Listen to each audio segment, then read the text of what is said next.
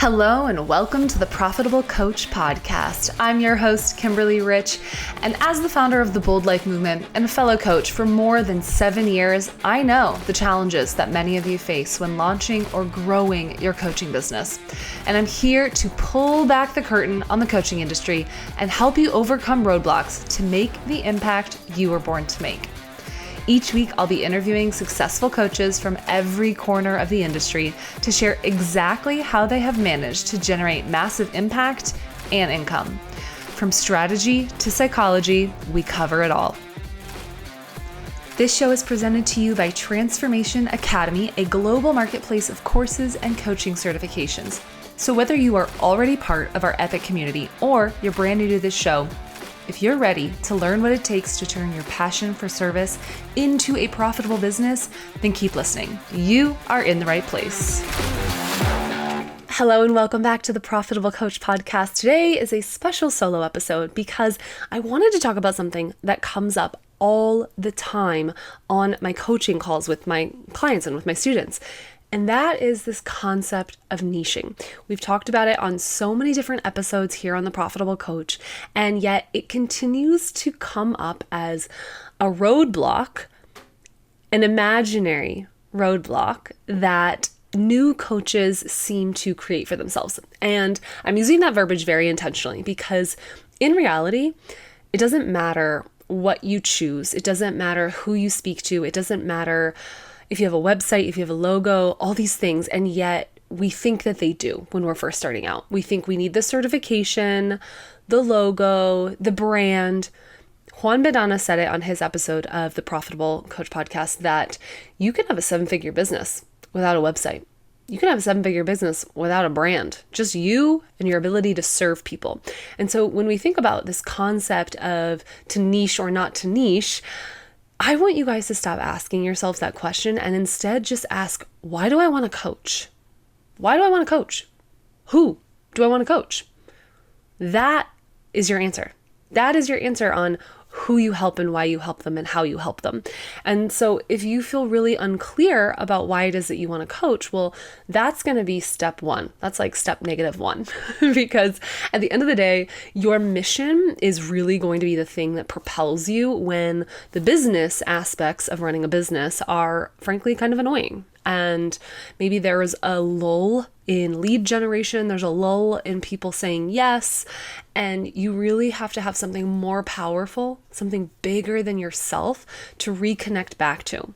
So I really want you to sit with the question of, why am I coaching? Who is it that I want to help? And why do I want to help them? And I would invite you to consider, who were you in the past before you had some sort of transformation that you've gone through? I often talk about how there's 3 types of experts. 1 is someone who has gotten results for themselves.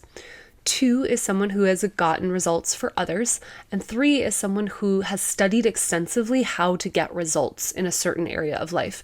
And so if you're a brand new coach, it's just going to be easier to start out with an area, a niche, a topic, whatever you want to call it, that you are already expert number 1 in, meaning you've gotten those results yourself. You can speak to the pain points. You can speak to the recurring stories that keep this person up at night. You can speak to their aspirations. You can speak to what it felt like to move through that journey and that transformation.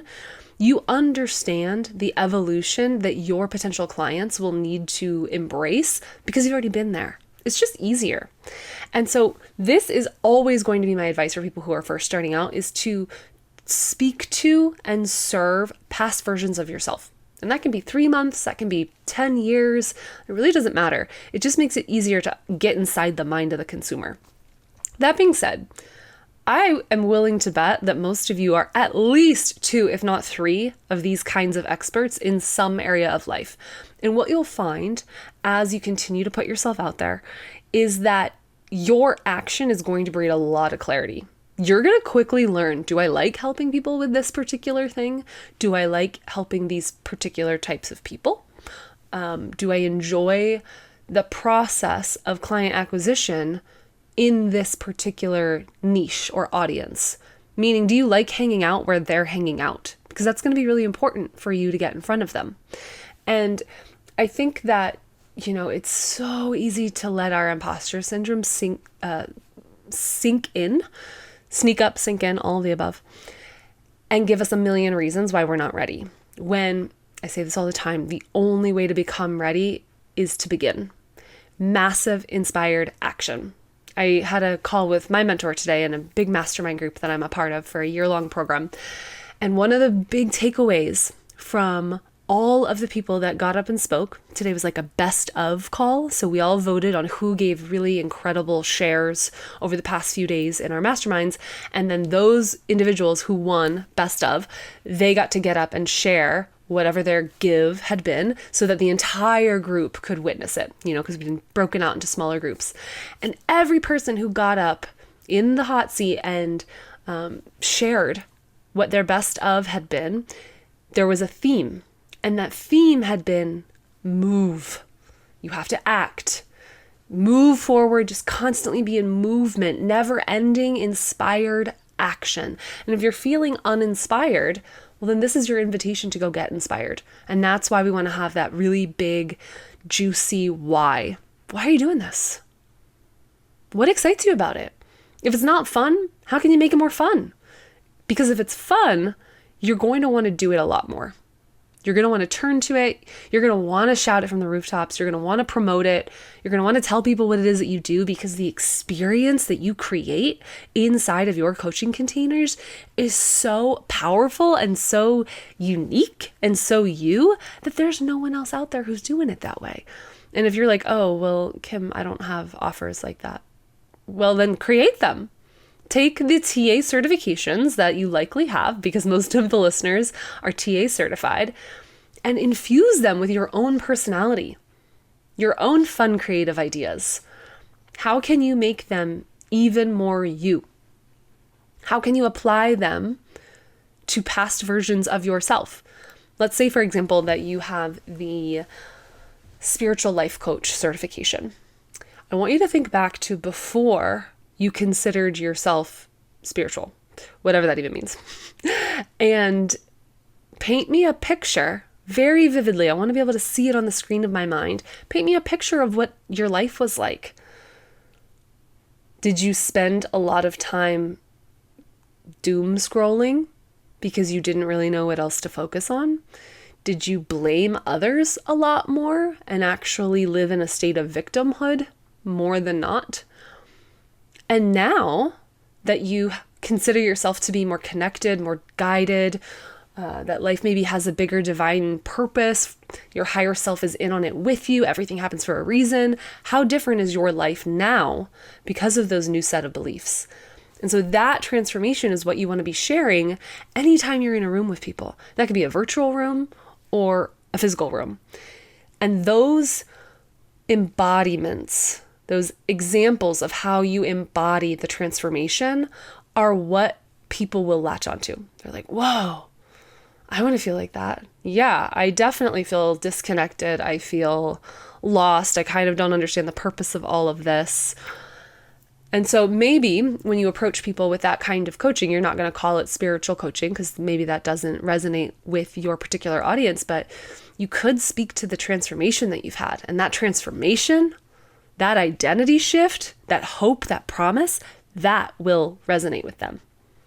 That will get them to say, ooh, this person understands me. This person is providing exactly what I've been looking for.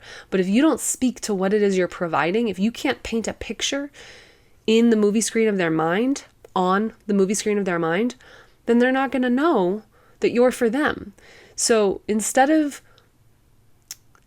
I hesitate to say this because I don't want to put anyone on the spot from my coaching calls, but instead of saying things like, I help men thrive, you say, I help men find purpose after their kids have left the house. Or I help men find purpose after being fired from their career of 20 plus years.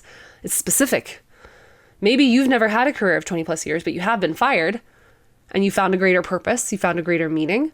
So even though it's not exactly that, if you can speak to the part of the transformation that you do relate to, and maybe in this particular marketing channel over here where there's retirees, that's your elevator pitch. And in this channel over here, it's I help young men find their purpose after graduating college and not getting a job. Okay?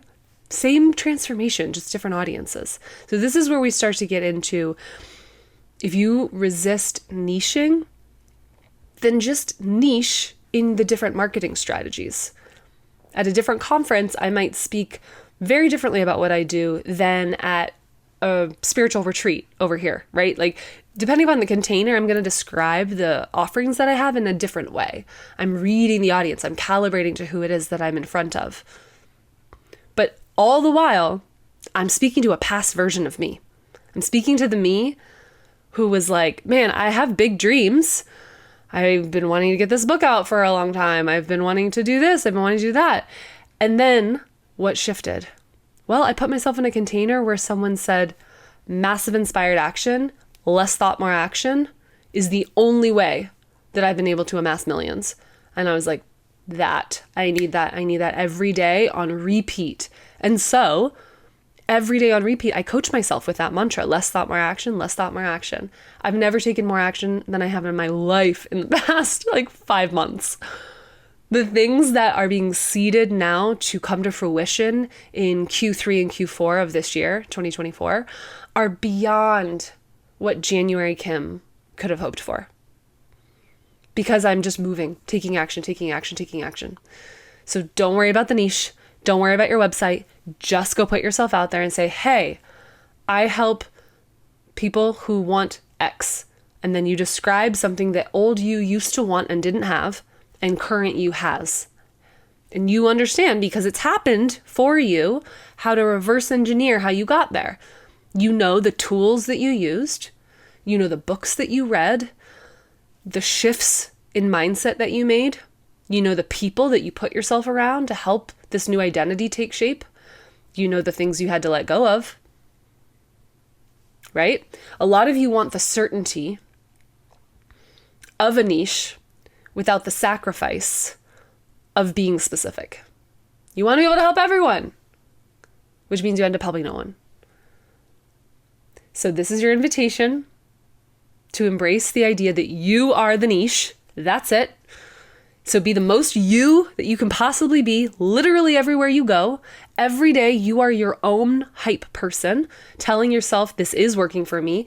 Every day I'm creating assets. So those could be blog posts, podcasts, social media content. If you are having a resistance to your social media presence because it feels like it's not getting any traction, then we need to shift your perspective around it. Stop looking at it as a place for people to buy from you, and start looking at it as a place for you to add value and to be expressed. If you feel expressed through your posts, success. That post is already successful, no matter how many views it's gotten.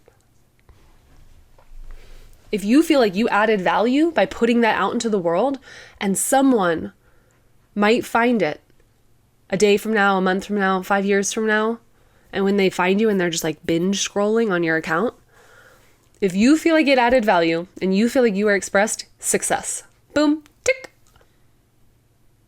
You were successful. Okay? I hope this is helpful. Remember, you are the niche. Connect to your big why. Shift your perspective on the things in your business that you're resisting. Shift it to a more powerful, more empowering story. Change the way you look at things, and the things you look at change. Right? All right, I'm going to leave you guys with that. I'm sending you so much love, and we'll see you on next week's episode. Mwah!